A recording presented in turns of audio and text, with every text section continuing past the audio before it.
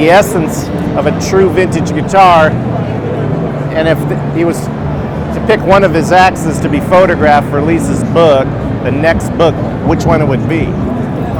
It would definitely have to be my 68 Telecaster Fender slab body Alder.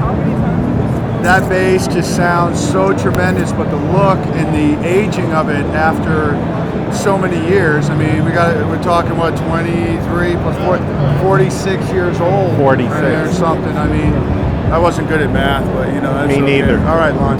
So words are my specialty. The checking on that bass is just incredible. Not to mention that it doesn't want to be a tree anymore, so all the oxygen is blown out of the wood to make it much more of a solid, you know, connection with the sustain on that bass. It actually plays itself, and I would love to include it in your book. You know, you have some really nice pieces from, you know, like you were just saying, Chuck Garrick has some great basses. You know, yeah, he told me about his very special bass. Yeah, he's a great soul. He's got a really good. I mean, a bunch of, you know, like Billy's bass, Roger Waters, like you were talking about. I think Chuck has a bass in there too. Chuck Wright. Yeah. Well, he's in the next book. The Dragon. The Dragon. One. And I know he's that supposed Dragon to come bass. over here and talk about his bass. Okay. I know that Dragon bass. So yeah.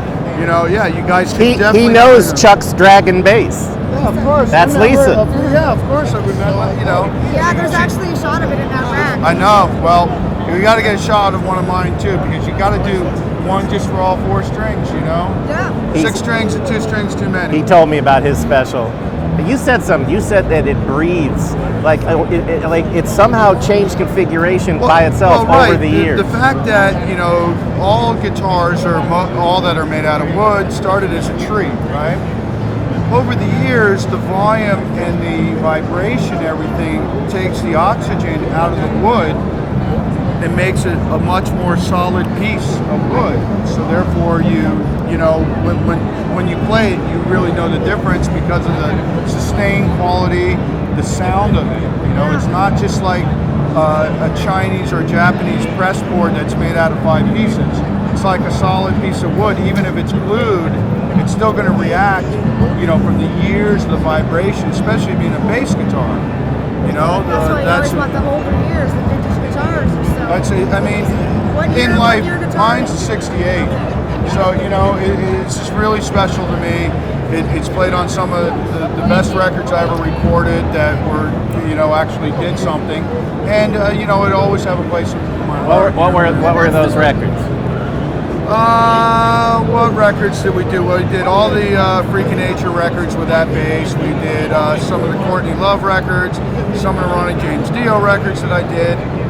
You know, so I'm grateful, I'm humble that, you know, I'm able to still have it, because as life goes on, as the world grows, there's only so many of those basses and guitars made.